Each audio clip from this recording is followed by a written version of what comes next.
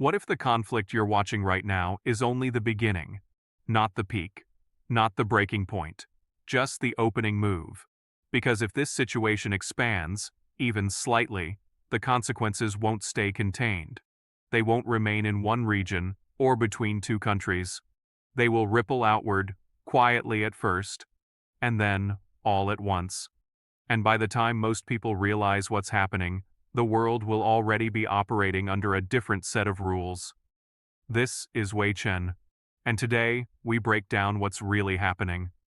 Most people imagine escalation as something dramatic, a sudden explosion, a clear turning point, a moment everyone can point to and say, that's when everything changed. But real escalation rarely works like that. It doesn't arrive as a single event. It unfolds as a chain reaction. One decision leads to another. One response triggers a counter-response.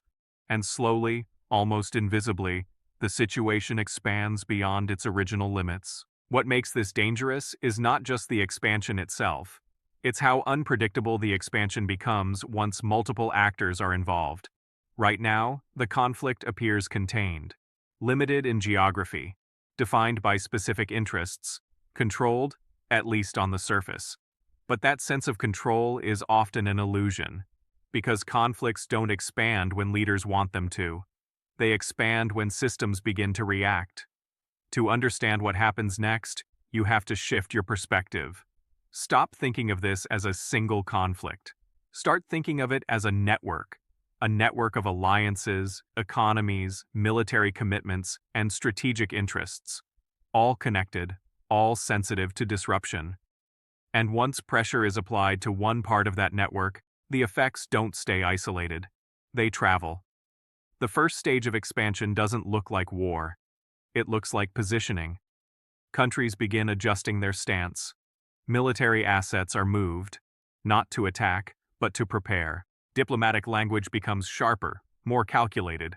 At this stage, everything is still reversible. But something important has already changed. Trust begins to erode. And once trust is gone, every move is interpreted as a potential threat. Now imagine a second stage. A limited incident.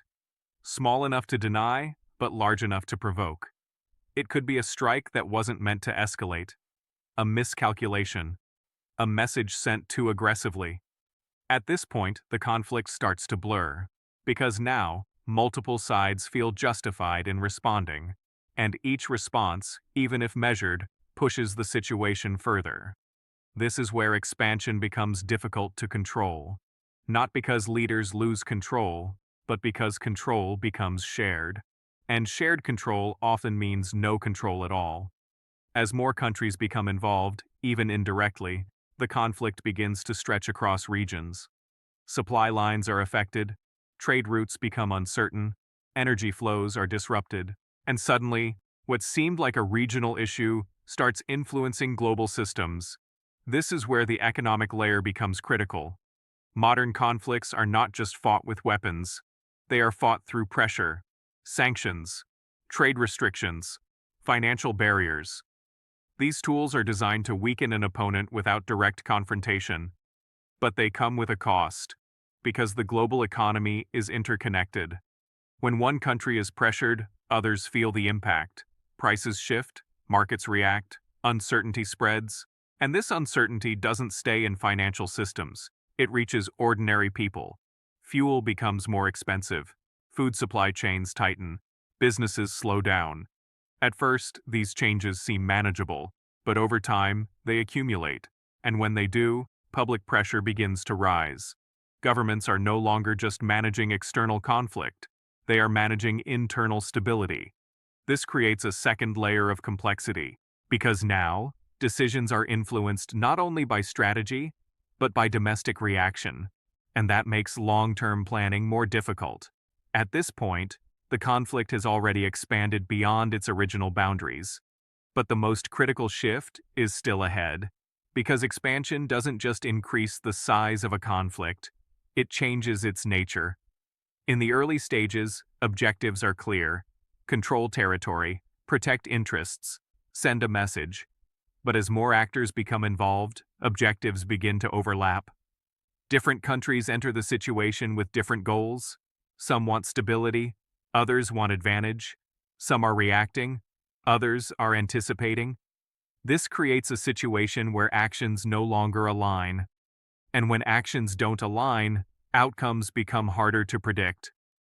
This is where the risk increases significantly, not because of intention, but because of misinterpretation.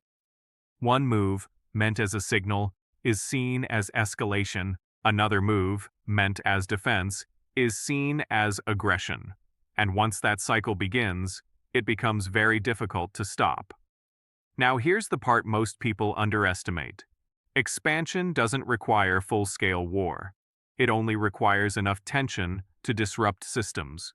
Even without direct confrontation between major powers, the effects can be global. Shipping routes can be rerouted. Insurance costs can rise. Investment can slow down. And over time, these shifts reshape economic behavior. Companies begin to rethink where they operate. Countries begin to reconsider who they depend on.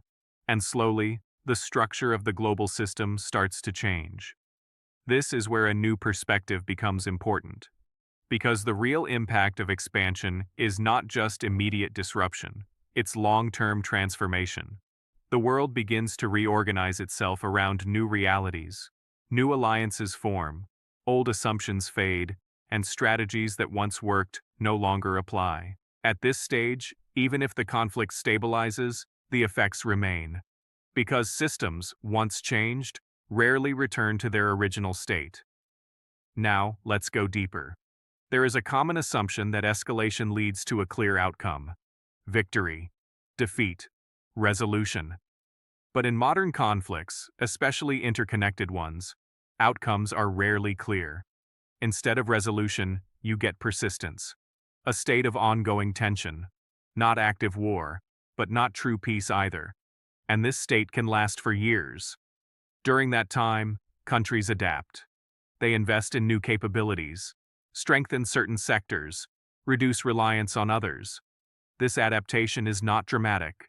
It happens quietly. But over time, it shifts the balance of power. And this is where the real turning point lies, not in the moment of expansion, but in what follows. Because once countries begin to adapt to a new environment, the old environment disappears. Now consider one more layer: technology. Modern conflicts are deeply tied to technological systems, cyber infrastructure, communication networks, data flows. If the conflict expands, these systems become targets, not necessarily through destruction, but through disruption. A temporary outage, a delayed system, a compromised network. These may seem minor, but their effects can be significant. Because modern societies depend on stability, and even small disruptions can create large reactions. This adds another dimension to the conflict, one that is less visible, but equally powerful. Now, step back and look at the bigger picture. What you see is not a single expanding conflict. You see a transformation in how conflicts operate. Less direct, more complex, more interconnected, and in this environment, traditional ideas of control become less effective, because control requires clarity, and this kind of conflict reduces clarity. So what happens if this conflict expands? The immediate answer is disruption, economic pressure, strategic repositioning, increased uncertainty.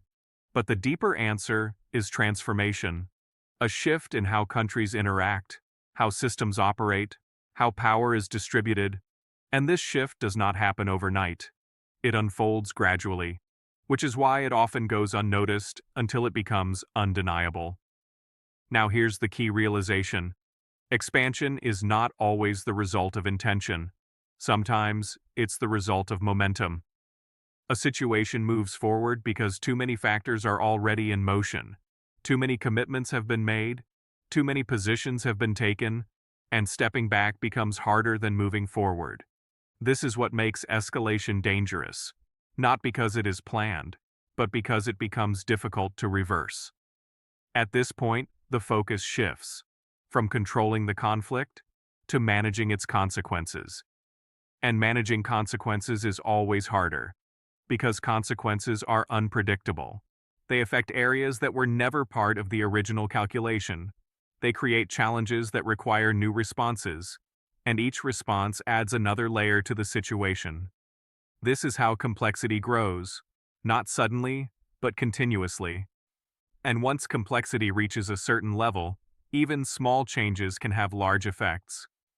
This is known as systemic sensitivity, a condition where the system becomes highly responsive to pressure. And in such a system, stability is fragile. Now think about what that means. It means that even if the conflict appears stable on the surface, underlying tensions remain. And those tensions can resurface at any time, in different forms, in different regions, but connected to the same underlying dynamics. This is why expansion matters, not just for what it changes immediately, but for what it makes possible in the future. Because once the structure shifts, new scenarios emerge, some predictable, others not. And in this environment, the challenge is no longer about winning, it's about navigating, adapting to a system that is constantly evolving, understanding that control is limited, and that stability requires continuous effort. So the question is not just what happens if this conflict expands. The real question is, what kind of world emerges after it does? A world where power is more distributed, where systems are less stable, where decisions carry wider consequences, and where the line between conflict and stability becomes harder to define. This is not a distant possibility. It is a gradual process already in motion, and the speed of that process depends on how events unfold from here. Because expansion is not guaranteed, but neither is containment. And in that uncertainty lies the real challenge. Understanding not just what is happening, but what it could become. Because in moments like this, the future is not decided by a single event. It is shaped by a series of decisions, reactions, and adjustments, each one small on its own, but together, powerful enough to redefine the system. This is Wei Chen. And the outcome may not be as obvious as it seems.